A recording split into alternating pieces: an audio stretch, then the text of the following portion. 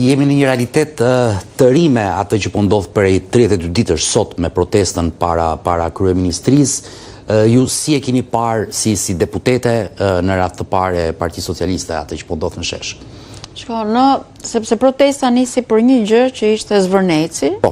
Domethënë nisi për një gjë që tregoi që shoqëria shqiptare ka një lloj ndjeshmërie të lartë se për çështjet mjedisore ne nuk kemi ndjeshmëri në përgjithësi, se kemi parë se sa nuk e mbajmë pastër mjedisin për qark, por ama për një çështje që dha një sinjal, shoqëria shqiptare reagoi edhe bëri një protestë.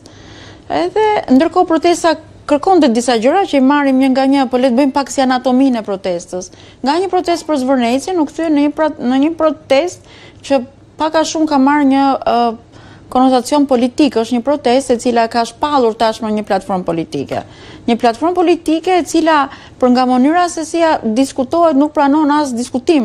Ato janë me ultimatume në protestë. Dhe në këtë moment fillon dhe reagon arsyetimi si mas meje, arsyetimi që ne kemi si deputet, arsyetimi kushtetues.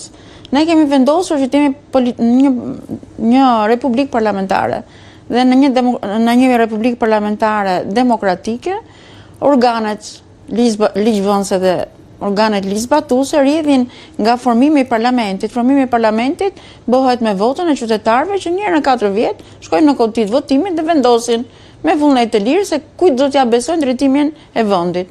Dhe kjo ka ndodhur në Shqipërinë në majin e vitit kaluar me 857.000 vota, 860.000 vota. Po, ju morët mandatin e 4, 83 deputet. Okej, nuk e diskutojmë më këtë gjë, dhe ndërkohë institucionet e pavarura vazhdojnë punën e tyre, siç kemi KQZ-n, siç kemi Espakun, siç kemi Bankën e Shqipërisë, siç kemi AMF-n, siç kemi KLG-n, siç kemi autoritetin e dosjeve, siç kemi mbrojtjen nga diskrimimi, gjitha institucionet vazhdojnë punën e vet. Sikurse e vazhdon dhe qeveria.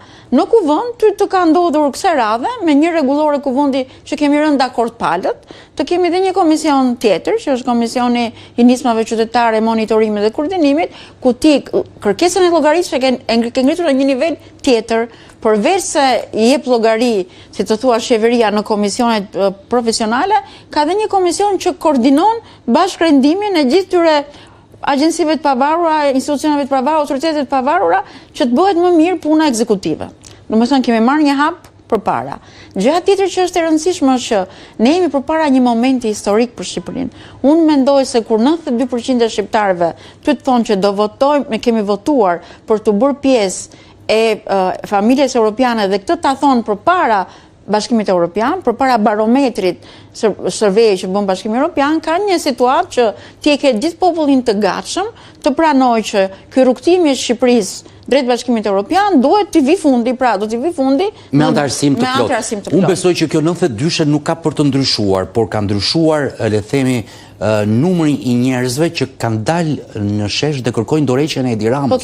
Tek Bashkimi Evropian nuk besoj të ketë lëvizur 92%. Po Bashkimi Evropian lidhet me këtë gjë tjetër, pra nuk mund të vi protesta e rrugës dhe të bëj presion mbi organet e zgjedhura. Nuk mund të japi protesta ultimatum. Është e pamund, nuk mund zgjedhet kjo formë. Ne dorëheqje e pashmangshme dhe nuk ka asnjë lloj arsyetimi tjetër. Tani pse një protestë pas ka të drejtë më shumë se 800.000 veta? Pse ato që janë në Shesh kanë më të drejtë më shumë se 800.000 veta? Ku është balanca e pushteteve? Tash nuk e dim se sa janë në Shesh. Po në Shesh nuk janë 800.000. Po 800.000 nuk janë. Po në Shesh nuk janë 800.000. Por është një numër i konsiderueshëm njerëzish që besoj se duhet dëgjuar. Ato duhen dëgjuar, pra sepse ndërkohë protesta edhe vetë për arsyen e jetë gjatësisë që kanë në Shesh po percepiton. Ty po të dalin element që kanë bëjnë me mirëqeverisjen, element që janë element dizinformues dhe element që janë element denigrues në lloj mënyre të vetë protestës, që kështu ti duhet të bëhesh gati, do të bësh të gjë. Nuk po të dëgjohet dorëheqja e parevokueshme. Ti ke edhe disa çështje tjera që të vendosura. Këto çështje tjera të vendosura janë të rëndësishme për ty si protestues?